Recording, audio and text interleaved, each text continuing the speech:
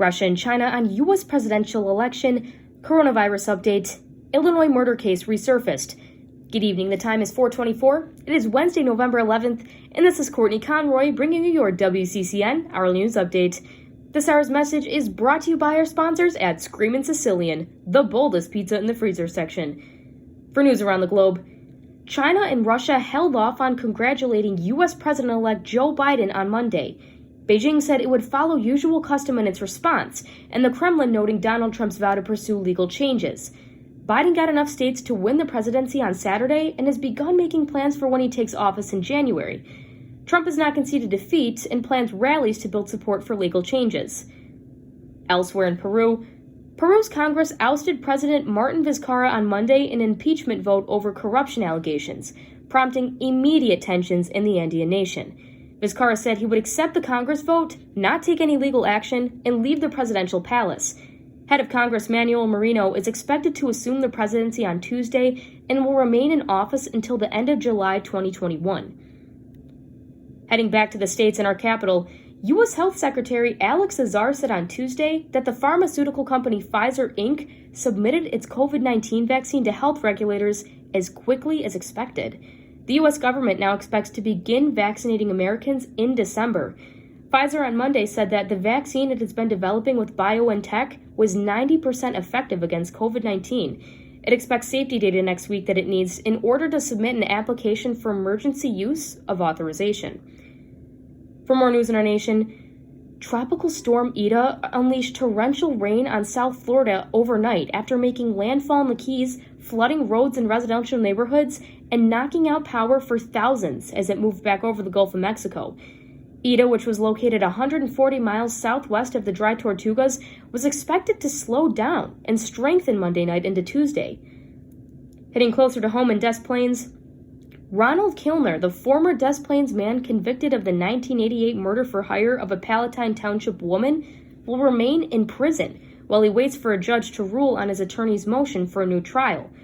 Cook County Judge Joelle Greenblatt on Friday denied Kilner's attorney's request that he be released in advance of the ruling because of his age and health, which make him prone to COVID-19.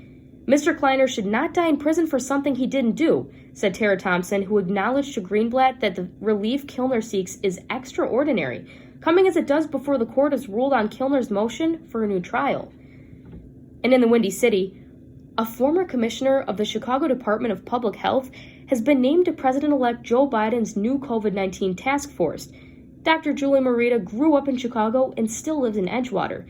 For more than 20 years, she worked her way up in the Chicago Department of Public Health, and then after stepping down last summer as commissioner, she will now help advise Biden on the virus as cases continue to mount across the country. Your WCCN Hourly News Update will continue with sports and weather after a brief message from our sponsors. Have you tasted Bessie's Revenge? How about Mambo Italiano?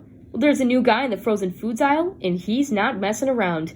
Screamin' Sicilian Frozen Pizza is taking over supermarket freezers with an attitude big enough to make a grown man cry. Screamin' Sicilian merges amazing ingredients to create a pizza with so many toppings that only the most sturdy crust can keep in place. Each crust is doused with secret recipe sauce and then assaulted with ridiculous amounts of toppings. Bada bing, bada boom. Screamin' Sicilian pizzas are currently available in select grocery stores and retailers. Screamin' Sicilian, the boldest pizza in the freezer section. Moving on to the world of sports, new White Sox manager Tony La Russa was charged with a DUI the day before he was hired by the team, according to court records.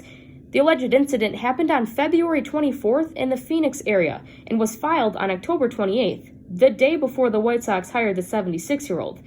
La Russa faces 2 DUI counts and reportedly had a BAC over .08, according to court records.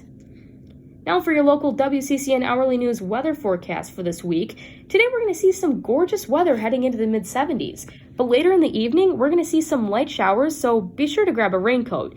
Wednesday through Friday we're going to have a constant flow of the mid-40s and plenty of sun, so drop the pumpkin spice and pick up a hot cocoa because we're heading in some winter weather. On Sunday and Monday, expect some light showers rolling in with a low of 35 degrees. That concludes today's WCCN Hourly News Update, brought to you by our sponsors at Screamin' Sicilian, the boldest pizza in the freezer section. The time is now 4:29, and this is Courtney Conroy wishing you a spectacular evening.